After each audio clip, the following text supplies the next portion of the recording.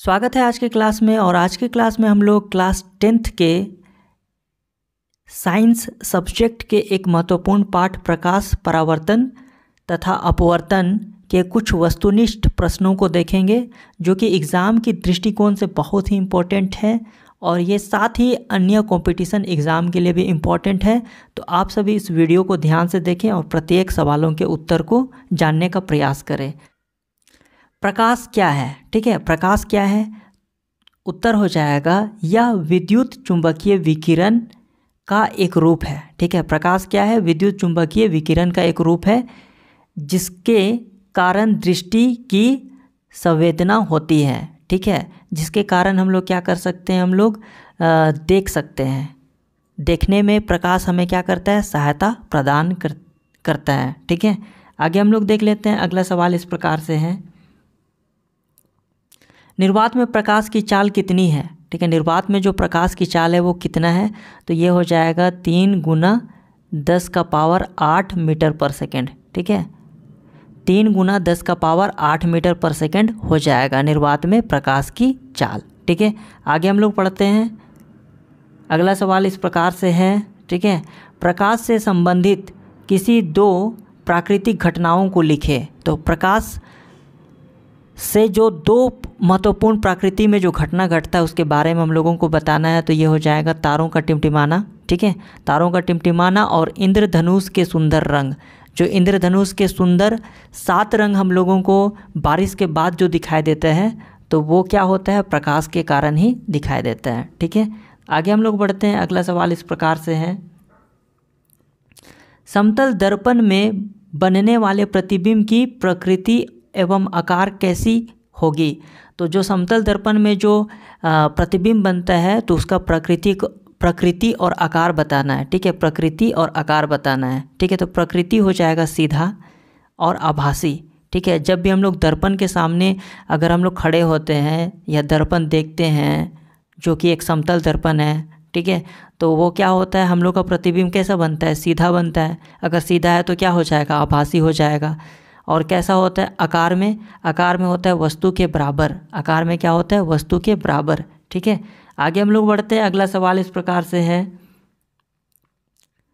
अवतल दर्पण की फोकस दूरी एवं उसकी वक्रता त्रिज्या में क्या संबंध है?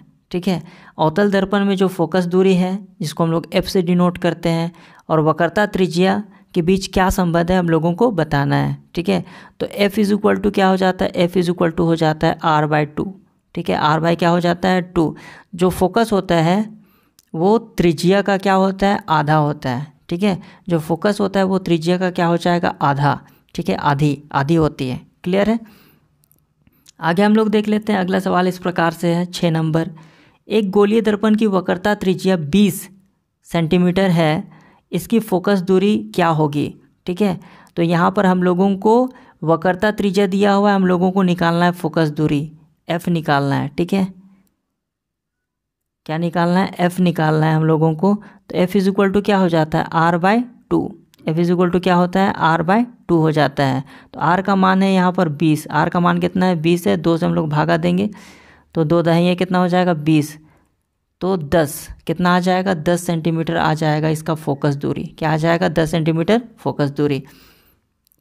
आगे हम लोग बढ़ते हैं। अगला सवाल इस प्रकार से है, एक गोलीय दर्पण की फोकस दूरी दिया हुआ है यहाँ पर 16 सेंटीमीटर, इसकी वक्रता त्रिज्या निकालना है। इसका क्या करना है हम लोगों को? वक्रता त्रिज्या निकालना है। तो R = हो जाता है 2F। R = कितना होता है? 2F। तो यहाँ पर हो जाएगा आगे, तो 2 × F का मान यहाँ पर कितना है? 16। तो कितना हो जाएगा? 16 दूना 32। कितना आ जाएगा? 32। तो 32 हो जाएगा इसका वक्रता त्रिज्या।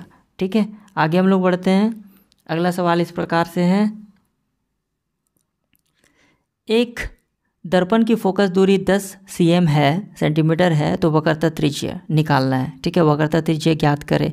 तो R = कितना अभी बताएं? 2F। R = कितना होता है? 2F। तो 2 × F का मान कितना है? 10। तो कितना हो जाएगा? 10 दूना 20। ठीक है, तो इसका जो वक्रता त्रिज्या हो जाएगा वो हो जाएगा 20 सेंटीमीटर। आगे हम लोग बढ़ते हैं। अगला सवाल इस प्रकार से है, उस उत्तल दर्पण की फोकस दूरी ज्ञात करें जिसकी वक्रता त्रिज्या 32 cm है, 32 सेंटीमीटर है। तो F इज इक्वल टू हम लोग जानते हैं R/2, R क्या होता है 2। तो यहाँ पर हो जाएगा हम लोगों को R दिया हुआ है 32, कितना दिया है 32, 32 बटा कितना हो जाएगा 2, भाग देते हैं 2 1 2 और 2 1 2, 2 6 12, तो कितना आ जाता है 16, कितना आ जाएगा 16 सेंटीमीटर यहाँ पर फोकस दूरी आ जाता है। आगे देख लेते हैं अगला सवाल इस प्रकार से है 10 नंबर।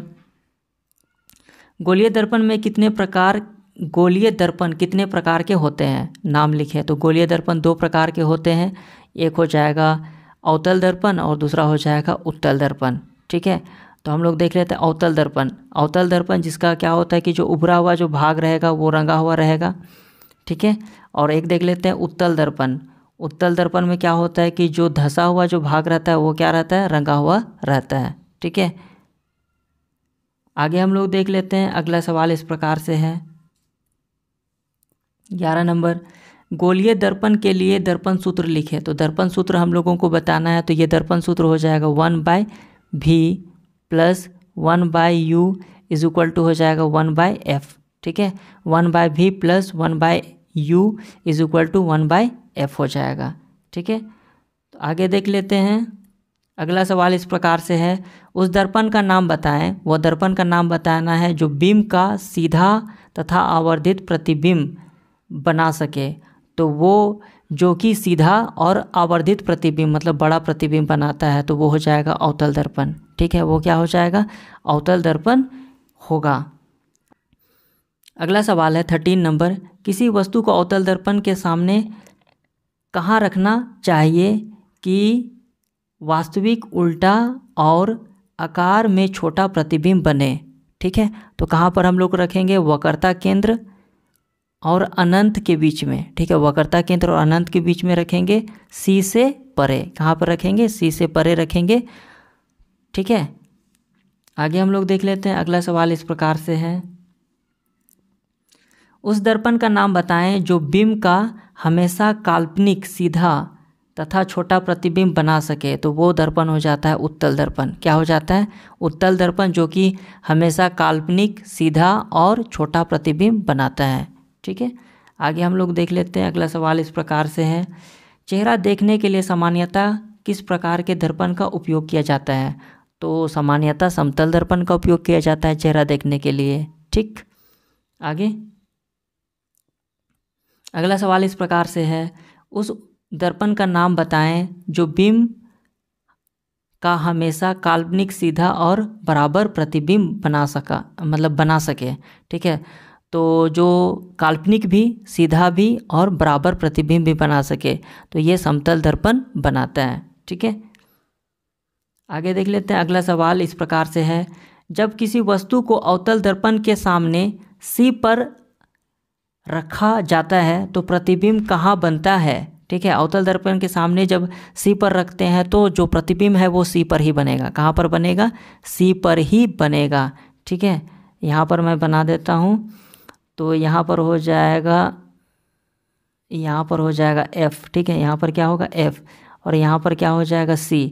तो अगर वस्तु को है यहाँ पर रखेंगे तो वो जो प्रतिबिंब है वो यहीं पर बनेगा। ठीक है, आगे हम लोग देख लेते हैं अगला सवाल इस प्रकार से है, गोलीय दर्पण के ज्यामितीय केंद्र को क्या कहते हैं। तो उसको हम लोग बोलते हैं ध्रुव। ठीक है, अगर कोई गोलीय दर्पण है, माना कि यह अवतल दर्पण है, गोलीय दर्पण है, माना कि अवतल दर्पण है, ऐसा करके। ठीक है, तो इस वाले जो पॉइंट को हम लोग क्या बोलते हैं, ध्रुव। इसको हम लोग दिखाते हैं P के द्वारा। किसके द्वारा हम लोग दिखाते हैं, P के द्वारा। आगे हम लोग चलते हैं, अगला सवाल इस प्रकार से है, किसी लेंस की क्षमता और उसकी फोकस दूरी में क्या संबंध है। ठीक है, तो क्या हो जाता है, P is equal to 1/f हो जाएगा। P इज इक्वल टू क्या होगा, 1/f। आगे बढ़ते हैं, अगला सवाल इस प्रकार से है, वस्तु के आकार का वास्तविक प्रतिबिंब प्राप्त करने के लिए वस्तु को उत्तल लेंस के सामने कहाँ रखना चाहिए। ठीक है, तो उसका वास्तविक प्रतिबिंब प्राप्त करने के लिए हम लोगों को जो वस्तु को जो रखेंगे वो है वक्रता केंद्र पर रखेंगे। कहाँ पर रखेंगे, वक्रता केंद्र पर रखेंगे, तब हम लोगों को वास्तविक प्रतिबिंब मिलेगा। आगे बढ़ते हैं अगले सवाल की ओर, मोटर चालक के सामने कौन सा दर्पण लगा रहता है। तो मोटर चालक के सामने उत्तल दर्पण लगा रहता है। कौन सा दर्पण लगा रहता है? उत्तल दर्पण लगा रहता है, ठीक है। और उत्तल दर्पण क्या करता है? उत्तल दर्पण है, ठीक है। और ये उत्तल दर्पण क्या करता है? ये जो उत्तल दर्पण है वो दर्पण का मतलब वस्तु का एक तो छोटा प्रतिबिंब बनाता है, ठीक है, और सीधा प्रतिबिंब बनाता है, ठीक है। इसीलिए उत्तल दर्पण का क्या किया जाता है? प्रयोग किया जाता है। आगे हम लोग देख लेते हैं। अगला सवाल है, सोलर कुकर में किस गोलीय दर्पण का उपयोग किया जाता है? तो सोलर कुकर में अवतल दर्पण का प्रयोग किया जाता है। सोलर कुकर में किसका? अवतल दर्पण का प्रयोग किया जाता है, जो कि सूर्य की जो प्रकाश है उसको एक जगह फोकसित करता है। अवतल दर्पण क्या करते हैं? प्रकाश की किरण को एक जगह फोकसित करने का काम करते हैं, इसीलिए अवतल दर्पण का प्रयोग किया जाता है, ठीक है। तो अगर आप इस चैनल में नए हैं तो ज़रूर चैनल को सब्सक्राइब करें, ठीक है, क्योंकि वीडियो को बनाने के लिए बहुत ही मेहनत लगता है और मैं आप लोगों के लिए अवश्य ही उपयोगी कंटेंट लेकर के आऊँगा, ठीक है। तो साइड मिरर के रूप में वाहन में किस दर्पण का उपयोग होता है? तो साइड मिरर के रूप में उत्तल दर्पण का उपयोग होता है। किसका होता है? उत्तल दर्पण का उपयोग होता है। आगे देख लेते हैं। अगला सवाल है, वाहनों में पार्श्व दृश्य दर्पण के रूप में किस दर्पण का उपयोग किया जाता है? उत्तल दर्पण का उपयोग किया जाता है, ठीक है, पीछे देखने के लिए। आगे हम लोग देख लेते हैं। अगला सवाल है, वाहनों के अग्रद्वीपों में किस दर्पण का उपयोग किया जाता है? अग्रद्वीपों में किस दर्पण का उपयोग किया जाता है? तो ये हो जाएगा अवतल दर्पण का। किसका? अवतल दर्पण का। आगे हम लोग बढ़ते हैं अगले सवाल की ओर। तो अगला सवाल इस प्रकार से है, सौर भट्टियों में किस दर्पण का उपयोग किया जाता है? तो सौर भट्टियों में किया जाता है अवतल दर्पण का उपयोग। किसका किया जाता है? अवतल दर्पण का उपयोग किया जाता है, जो कि प्रकाश की किरण को एक जगह फोकसित करने का काम करते हैं, जमा करने का काम करते हैं, ठीक है। आगे हम लोग बढ़ते हैं। दाढ़ी बनाने में किस दर्पण का व्यवहार किया जाता है? तो दाढ़ी बनाने में समतल या फिर अवतल दर्पण का प्रयोग किया जाता है। दाढ़ी बनाने के लिए समतल या फिर अवतल दर्पण का प्रयोग किया जाता है। आगे हम लोग देखते हैं, उत्तल दर्पण द्वारा बने प्रतिबिंब की प्रकृति बताएं। तो उत्तल दर्पण द्वारा जो प्रतिबिंब बनता है वो होता है आभासी, सीधा और छोटा, ठीक है। कैसा होता है? आभासी, सीधा और छोटा होता है। इसीलिए पार्श्व दृश्य के लिए भी इसका प्रयोग किया जाता है। वाहनों में पार्श्व दृश्य के लिए इसका उपयोग किया जाता है। आगे हम लोग देख लेते हैं। अगला सवाल इस प्रकार से है, किस दर्पण का दृष्टि क्षेत्र ज़्यादा होता है? तो किस दर्पण का दृष्टि क्षेत्र ज़्यादा होता है? उत्तल दर्पण। क्या हो जाएगा? उत्तल दर्पण। उत्तल दर्पण इसका जो धंसा हुआ भाग रहता है वो रंगा हुआ रहता है, और यहाँ पर हम लोग इस साइड देखते हैं, ये जो दृष्टि क्षेत्र है वो क्या है? ज़्यादा है, ठीक है। आगे हम लोग बढ़ते हैं अगले सवाल की ओर। तो अगला सवाल इस प्रकार से है, 30 नंबर, कौन सा दर्पण सिर्फ आभासी प्रतिबिंब बनाता है? तो ये हो जाएगा उत्तल दर्पण। उत्तल दर्पण सिर्फ आभासी प्रतिबिंब बनाता है, ठीक है। आगे हम लोग देख लेते हैं। अगला सवाल इस प्रकार से है, किसी दर्पण से आप चाहें कितनी दूरी पर खड़े हों, आपका प्रतिबिंब हमेशा या तो सदैव सीधा प्रतीत होता है, तो संभवतः कौन सा दर्पण होगा? तो ये हो जाएगा समतल, ठीक है, हमेशा सीधा प्रतिबिंब बनाता है, और उत्तल हमेशा सीधा प्रतिबिंब बनाता है, ठीक है। आगे हम लोग बढ़ते हैं अगले सवाल की ओर। तो अगला सवाल इस प्रकार से है, किसी वस्तु का अवतल दर्पण द्वारा बना प्रतिबिंब आभासी, सीधा तथा आकार में वस्तु से बड़ा पाया गया, तब वस्तु की स्थिति कहाँ होनी चाहिए? तो वस्तु की स्थिति हो जाएगी दर्पण के ध्रुव और फोकस के बीच, ठीक है। दर्पण के ध्रुव और फोकस के बीच जब वस्तु को रखा जाएगा तो क्या बनेगा? आभासी, सीधा और आकार में वस्तु से बड़ा प्रतिबिंब बनेगा, ठीक है। आगे हम लोग बढ़ते हैं।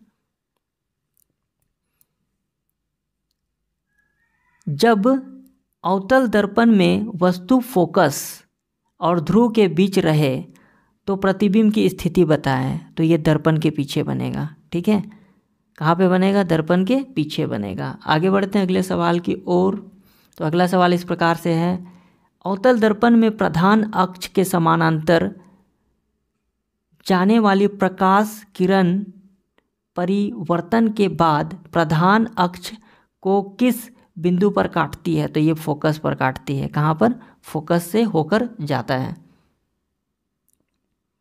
आगे देखते हैं, अगला सवाल इस प्रकार से है, किसी वस्तु को कहाँ रखें कि उत्तल लेंस द्वारा उस वस्तु का वास्तविक उल्टा और समान आकार का प्रतिबिंब बने?